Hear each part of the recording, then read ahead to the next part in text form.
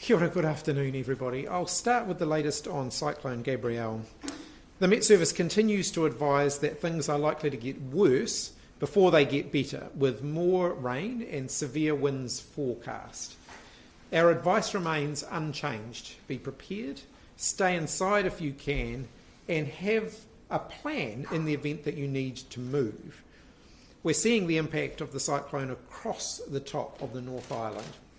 As at 1:30 today, around 46,000 customers have lost their power.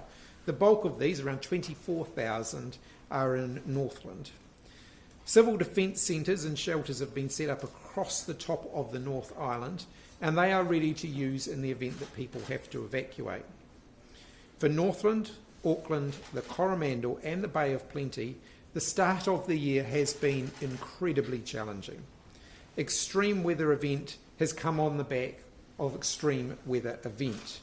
For families and businesses, I know that that has been just exhausting, and I want to acknowledge how hard many of them are doing it.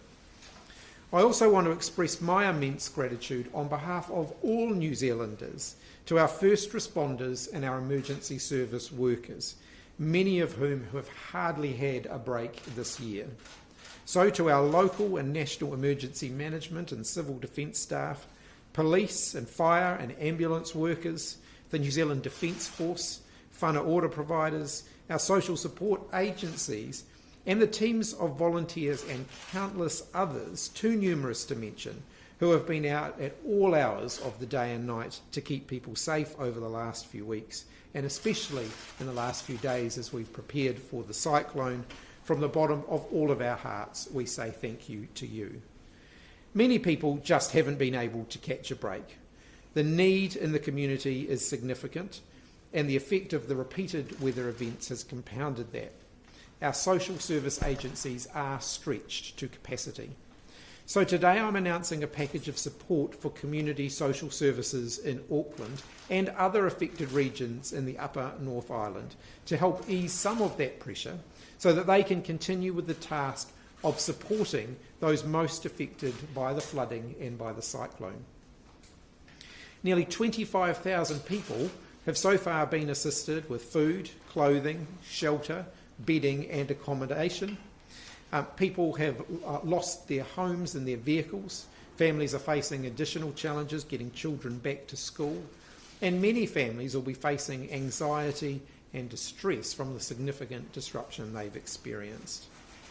It's clear that demand for support is exceeding the funding available to the groups providing it.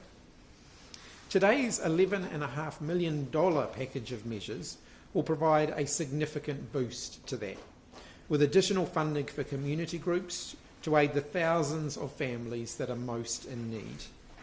Up to $4 million of funding will go to community providers so that they can continue to provide support to affected communities and whānau. Up to $1 million is being provided through a food fund to reset the food stock levels amongst community food providers, including food banks. Up to $2 million will go to community groups affected by recent floods. And we're also expanding the scope of the community connectors and the discretionary support for flood-affected households with an additional $4 million in funding. $500,000 will be ring-fenced to address the welfare needs of the disability community.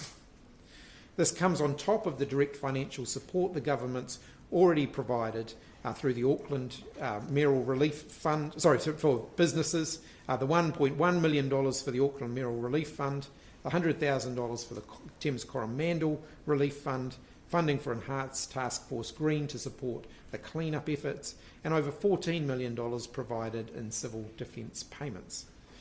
So, to the week ahead. I will be in Auckland tomorrow morning, before weather permitting, returning to Wellington at some point tomorrow afternoon.